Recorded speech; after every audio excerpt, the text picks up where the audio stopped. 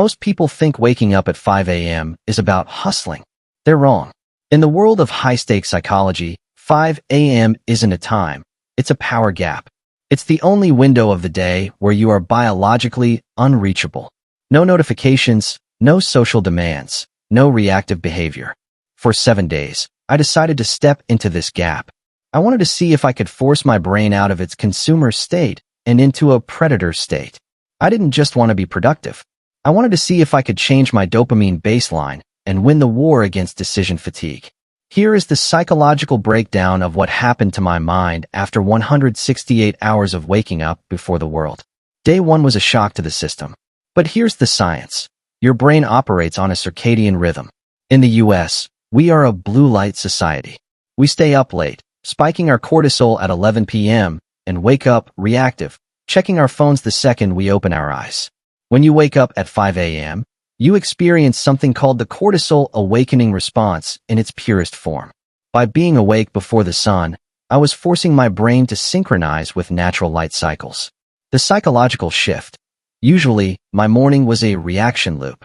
I'd check emails, social media, and news. On day 2, for the first time in years, I had 2 hours of zero input. My brain started searching for its own thoughts. Without the digital noise of millions of other people's opinions, I felt a strange sense of cognitive sovereignty. I wasn't being told what to think yet. Then came day 3. This is where most people quit, and there's a psychological reason why. Your brain loves homeostasis. It wants to keep you exactly where you are. On Wednesday morning, my amygdala, the lizard brain responsible for survival, was screaming. It told me I was tired, that this was dangerous for my energy, and that I should go back to my comfort zone. I realized that this resistance is exactly where most people fail in life. If you can't win the negotiation with your own brain at 5 a.m., how can you expect to win a negotiation in a boardroom or a social setting? I stayed awake. I practiced voluntary hardship.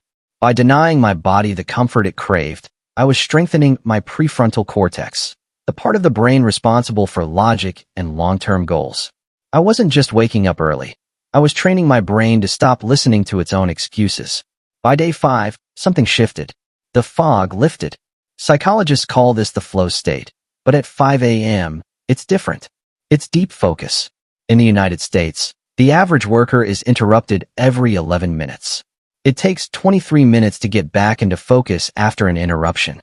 Do the math. Most people never actually reach deep focus during their entire workday. But between 5 a.m. and 7 a.m., interruption is impossible. I track my output. In those 2 hours, I accomplished more than I usually did in a 6-hour afternoon block. Why? Because I had zero decision fatigue. Every human has a limited budget of willpower every day. By 5 p.m., your budget is gone. By 5 a.m., your vault is full. I was spending my gold hours on my most difficult psychological tasks, while everyone else was spending theirs on deciding what to have for breakfast. It's now day 7. Here is the most unexpected psychological result: confidence. There is a concept in social psychology called self-efficacy. It's the belief that you can execute the tasks necessary to reach your goals.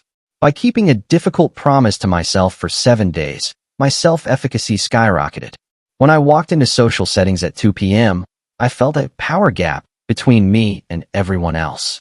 While they were struggling through their midday slump, I had already won my day 9 hours ago. I wasn't seeking validation from others because I had already validated myself at dawn. If you feel like you're constantly reacting to the world, if you feel like your time isn't yours, I challenge you. Not for 30 days, just for 7. Step into the power gap. See what happens when you stop being a consumer and start being the architect of your own morning.